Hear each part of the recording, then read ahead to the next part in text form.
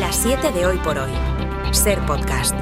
¿Qué tal? Muy buenos días. Los ministros de Interior de la Unión Europea se reúnen hoy para analizar lo ocurrido la semana pasada en Ceuta, la llegada de decenas de miles de personas, la mayor parte a nado, y la muerte de al menos 90 personas.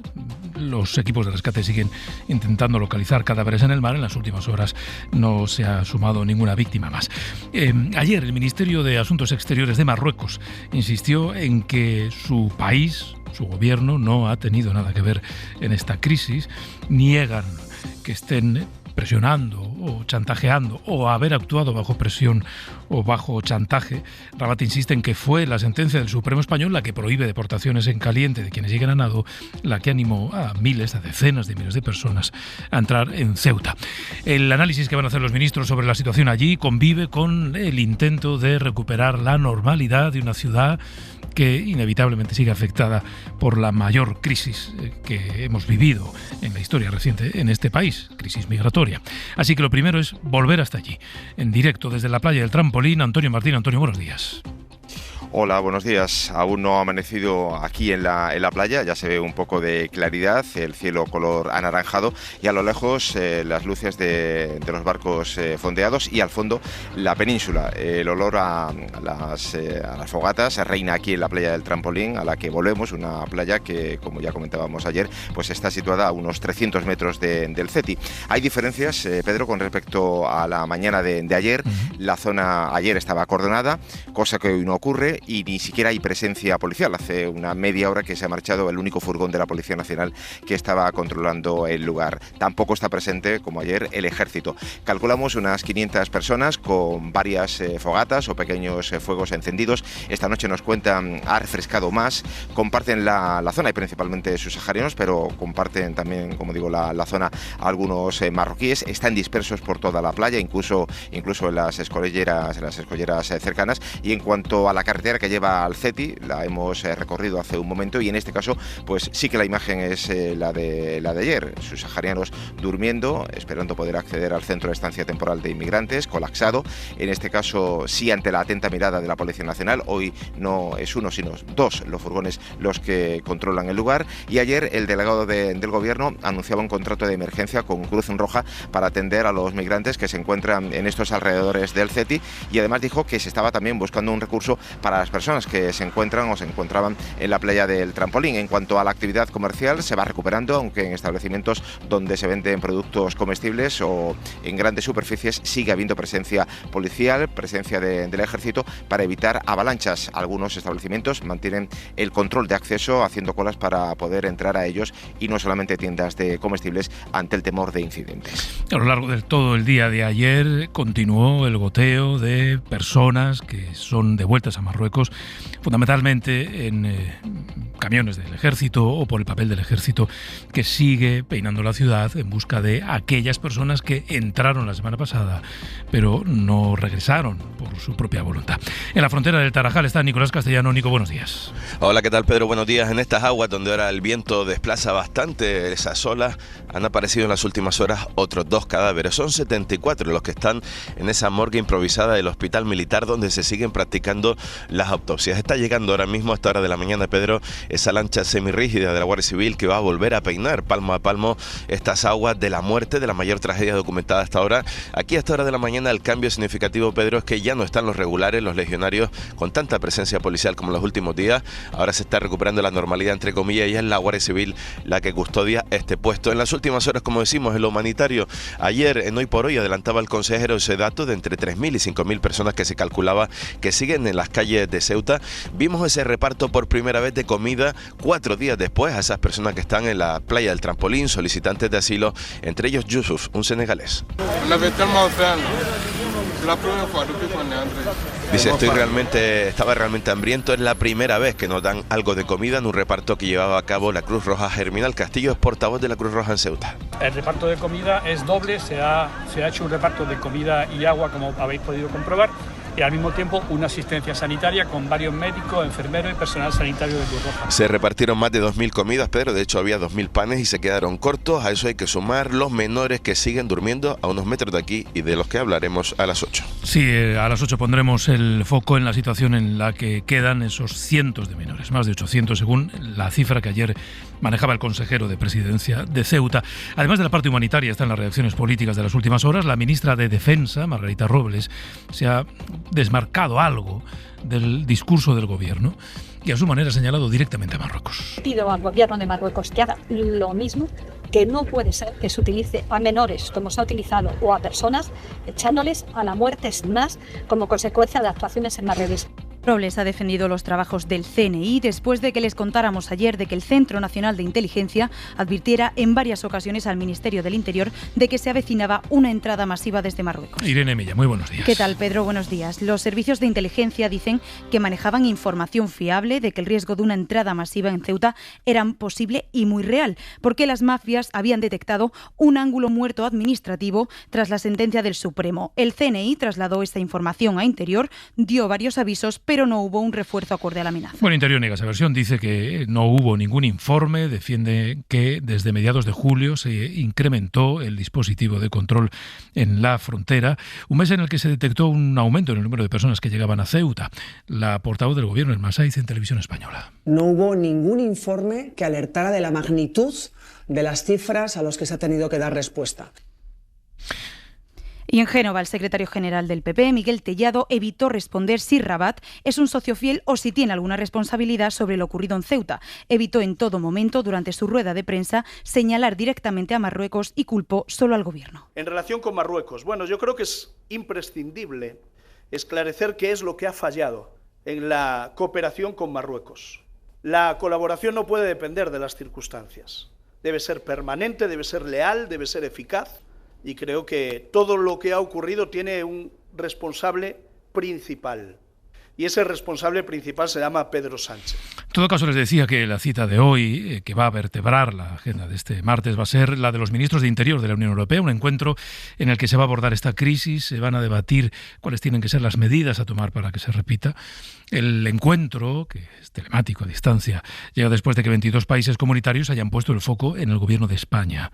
Una opinión que choca ahora con la versión de Bruselas porque ayer la propia presidenta de la Comisión, Ursula von der Leyen, felicitó a España y a Marruecos por la gestión. Este reconocimiento llega después de que hace apenas unos días, el viernes 31 de julio, escribiese en redes sociales que no podía permitirse que nadie entrara en suelo europeo sin cumplir las normas. La más dura, ya saben, en esta crisis está siendo la primera ministra italiana, Giorgia Meloni, que promovió ante los socios europeos una especie de cruzada contra el modelo migratorio que defiende España desde Roma. Llevan meses insistiendo en acelerar el conocido como modelo Albania, que tiene como objetivo crear centros de retorno fuera de la Unión Europea. Corresponsal en Roma, Joan Soles. Italia se presenta victoriosa en esta cumbre europea de ministros. La jefe del Ejecutivo, Meloni, ha dado a entender que si Europa se mueve es gracias a ella y que gracias a ella se va a presentar el ejemplo Albania, la creación de centros de deportación para inmigrantes en países terceros pagados con fondos europeos. Y como castigo a España se presentan las limitaciones a la libre circulación desde el territorio español que Meloni ha impuesto a Italia. Pero en casa la jugada divide. La oposición ha cargado con dureza desde el Partido Democrático Chiara Braga. Había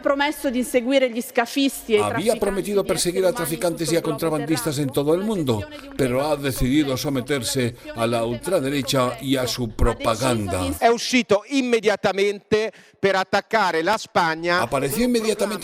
a España, ha dicho también el diputado Ricciardi de los 5 Estrellas. Los partidos de la oposición exigen ahora que la primera ministra comparezca en el Parlamento para dar explicaciones. De vuelta a España empiezan a darse algunos pasos judiciales para quizá investigar lo ocurrido en Ceuta. De momento la Audiencia Nacional ha pedido un informe para averiguar si la entrada masiva de migrantes, de personas, fue una acción concertada o dirigida por un grupo criminal. La magistrada ha abierto diligencias antes de resolver si la Audiencia Nacional tiene competencia para investigar los hechos. Isabel Vega, buenos días. Buenos días. La magistrada de la Audiencia Nacional, María Tardón, ha firmado un auto en respuesta a una denuncia presentada por el partido Justicia Europa que apunta a delitos contra la seguridad del Estado, de favorecimiento de la inmigración ilegal o de tráfico de seres humanos en la entrada de miles de personas en Ceuta durante los últimos días.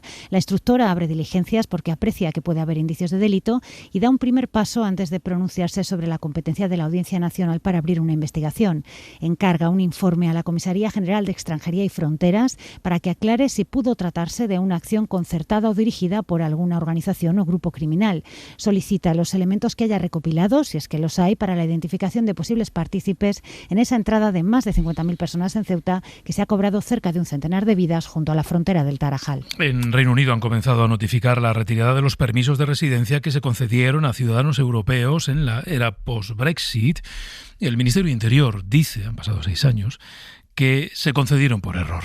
Informa para la SER desde Londres, María Sabarís. La vida de cientos o incluso miles de europeos residentes en el Reino Unido podría dar un vuelco si no se resuelve la situación que denuncian varios organismos que velan por sus derechos tras el Brexit. Según estas organizaciones, el Ministerio del Interior británico ha comunicado a al menos un centenar de personas que sus permisos temporales de residencia, conocidos como pre-settled status, fueron concedidos por error y que no serán renovados. La IMA, uno de los organismos que supervisa el cumplimiento del acuerdo de retirada del Brexit, considera que Londres podría estar vulnerando ese tratado porque, además, en estos casos no se garantiza el derecho de recurso a los afectados. También advierte de que el número de casos podría ser muy superior al reconocido hasta ahora por el gobierno británico. Y la Fiscalía ha archivado las 2 últimas causas penales que quedaban abiertas por los fallos en los cribados de cáncer de mama en Andalucía. Las fiscalías provinciales han ido dando carpetazo a las 15 causas que se abrieron. Este caso constituyó la mayor crisis política a la que se tuvo que enfrentar el gobierno de Juanma Moreno y forzó el cese de la consejera de Salud, Rocío Hernández, y de toda su cúpula. Sevilla, Mercedes Díaz, buenos días. Buenos días. La Fiscalía no ve delito que se pueda castigar con cárcel o inhabilitación en los fallos en el programa del cribado del cáncer de mama en Andalucía. Ha archivado las 2 últimas denuncias penales de afectadas que faltaban en Sevilla, denuncias de particulares contra altos cargos de la Consejería de Salud, así que solo les queda presentar reclamaciones patrimoniales ante el Servicio Andaluz de Salud, que de momento no está atendiendo, con lo que lo más probable es que todas tengan que gastarse el dinero y terminar en tribunales de lo contencioso si quieren recibir una indemnización por el daño que les ha podido causar el retraso de meses o de años en el diagnóstico, después de que tardaran meses y hasta más de 2 años en hacerles una segunda prueba complementaria para confirmar si tenían o no cáncer, cuando en su mamografía del programa del cribado se había visto ya una imagen sospechosa. Y España se ha convertido en el país de la Unión Europea donde más superficie han quemado los incendios este 2016, 400.000 hectáreas hasta el 29 de julio. Según Copérnicos, esto supone el 47% de todas las hectáreas que se han calcinado en la Unión Europea. El territorio español se ha quemado 5 veces más que el año pasado por estas fechas. Laura Gutiérrez. Más de 460.000 hectáreas han ardido en España hasta finales de julio, según los datos del Sistema de Información de Incendios Forestales de la Comisión Europea Copérnicus. Ahí se incluyen los de este verano, que han arrasado la Sierra de Madrid, Ávila, Castellón o Almería. Solo lo que se ha quemado este 2026 en España representa casi al 50% del total de la superficie incendiada en toda la Unión Europea. Además, si el dato se compara con el de 2025, en España se han multiplicado por 5 las hectáreas arrasadas por el fuego hasta el mes de julio. Nuestro país es el que más incendios ha registrado en lo que llevamos de 2026 en suelo europeo, 382, seguido de Italia con 335 y Francia con 330. Hoy por hoy noticias.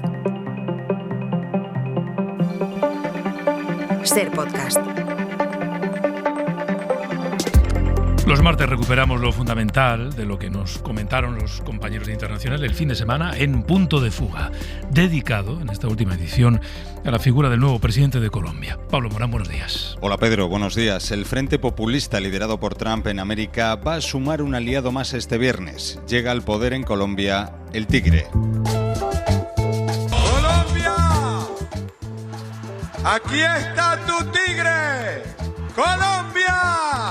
¡Aquí está tu presidente! Este es Abelardo de la Espriella, el abogado empresario de 48 años, outsider de la política, que ganó por un ajustadísimo margen al izquierdista Iván Cepeda en la segunda vuelta de las elecciones presidenciales de Colombia. Es el mismo tono que usó Milei en su momento, que usa permanentemente Donald Trump, y es ese discurso de la derecha extrema, de la necesidad de unas políticas restrictivas más fuertes, de una seguridad más contundente, de una autoridad que recupere la seguridad en los territorios de Colombia, que se vio de alguna manera deteriorada durante estos años de administración del presidente Gustavo Petro. Nuestro compañero Orlando Villar de Caracol Radio nos va a descubrir algunas curiosidades del nuevo mandatario, una figura que analizamos con dos exaltos cargos del gobierno colombiano, a los que convocamos en este momento de giro político en su país. Ha sido abogado de paramilitares desde